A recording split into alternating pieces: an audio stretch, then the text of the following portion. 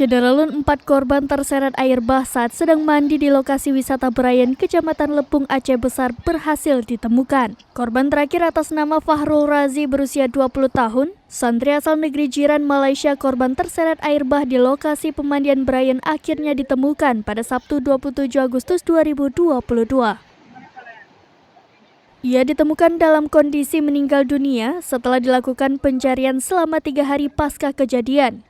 Jasadnya ditemukan sekitar pukul 13.10 waktu Indonesia Barat di area Pantai Lampu'u, Kecamatan Lo'nga, Aceh Besar. Sebelumnya pada pukul 8.30 waktu Indonesia Barat, tim gabungan juga berhasil mengevakuasi jasad korban tenggelam asal Aceh Barat Daya atau Abdiya atas nama Dazaratul Aulia berusia 17 tahun di area lokasi pemandian Sarah. Operasi SAR terhadap 4 orang korban yang terseret arus di tempat wisata Berayan, Aceh Besar telah kita temukan seluruhnya. Untuk korban pertama ditemukan oleh tim SAR gabungan pada tanggal 26 Agustus tahun 2022 pada pukul 11.30 waktu Indonesia Barat. Korban kedua ditemukan pada pukul 17.00 waktu Indonesia Barat. Korban ketiga dan korban keempat kita temukan pada tanggal 27 Agustus tahun 2022. Korban yang ketiga ditemukan pada pukul 8.10 waktu Indonesia Barat.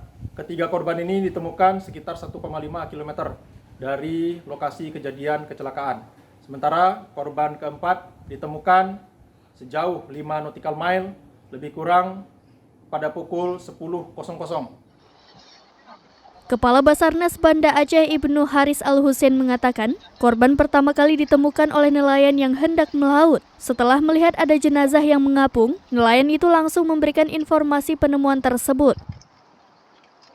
Saat ini, korban sudah dievakuasi ke Dayah Raudatul Quran Al-Aziziyah dengan menggunakan ambulans PMI.